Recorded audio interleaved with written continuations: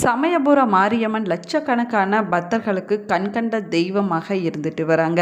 இந்த கோவிலில் மாசி மாதம் கடைசியில் தொடங்கக்கூடிய பூச்சொரிதல் விழா ரொம்பவே பிரசித்தி பெற்றதாகுங்க.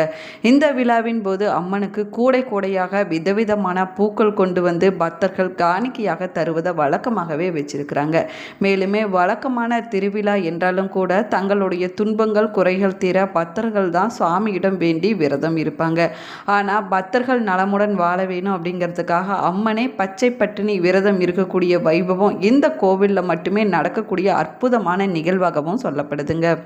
திருச்சி மாவட்டத்தில் இருக்கக்கூடிய பிரசித்தி பெற்ற ஆலயங்களில் ஒன்றாக சொல்லக்கூடியது சமயபுரம் மாரியம்மன் கோவிலாகும்.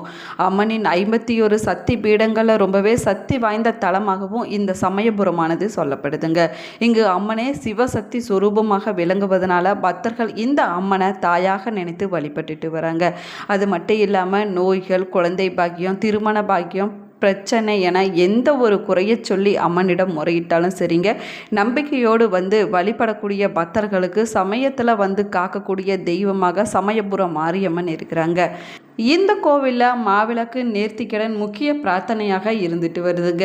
மேலுமே பார்த்திங்கன்னா வேறு எந்த கோவிலுமே இல்லாத தனிச்சிறப்புகள் சமயபுரம் மாரியம்மன் கோவிலுக்கு இருக்குதுங்க.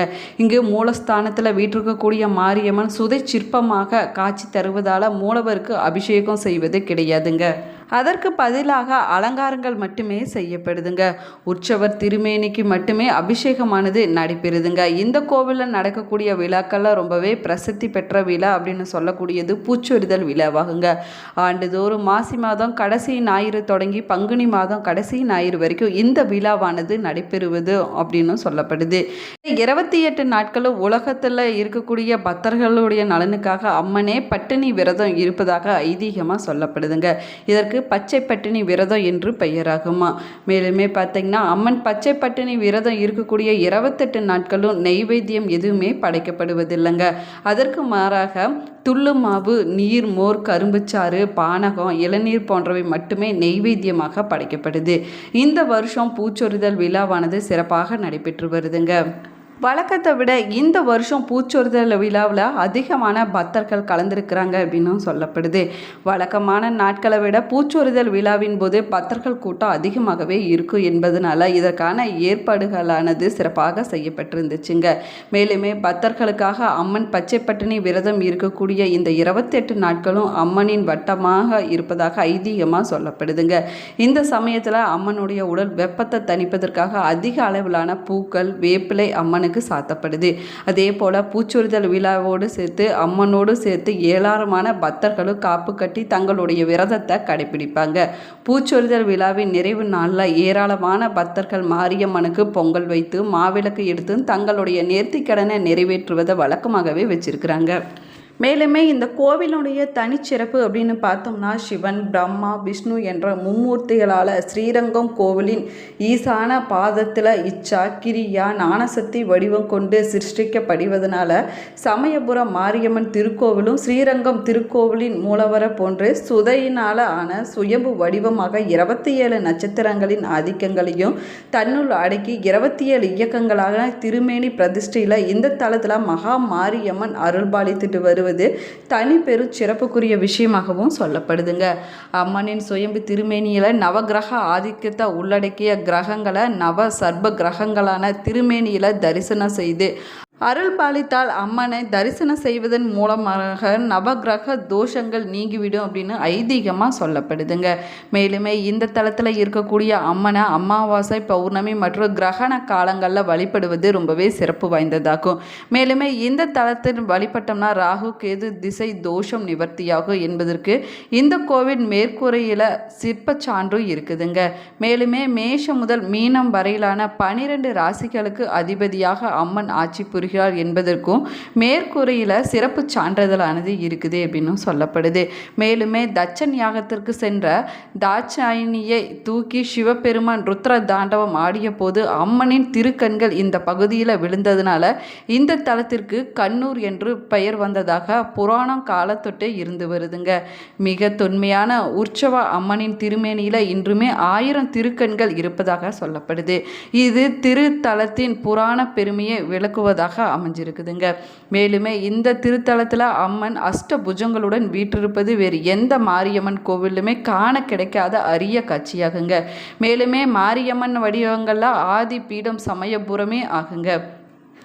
இந்த திருக்கோவிலில் எழுந்தருளி இருக்கக்கூடிய மகாமாரி பதம் மாறிய சிவபதத்தில் மிகப்பெரிய சுதை திரு உருவமாக விக்ரம சிம்மாசனத்தில் 1000 கோடி சூரிய பிரகாசத்தோடு தங்க திருமுடியோடு குங்கும திருமேனியின் நெற்றிக்கண்ணில் வைரப்பட்டை ஒளிவீச வைர காதணி வைர மூக்குத்தி சூரிய சந்திரனை போல் ஜொலித்த கண்களில் அருள் பாலித்து வராங்க. அன்னைக்கு அன்னையாய் ஆதி மூல ஆராத சக்தியாய் நாடி வருவோருக்கு மட்டும் இல்லாமல் நாடு தலைக்கவும் மண்ணுலக உயிர்கள் காப்பதற்கும் மாதள மேனியாய் மஞ்சள் நிற உடை உடுத்தி வாசனை பூக்களை திருமேனி முழுவதும் தரிசித்து காட்சியளிக்கிறாங்க.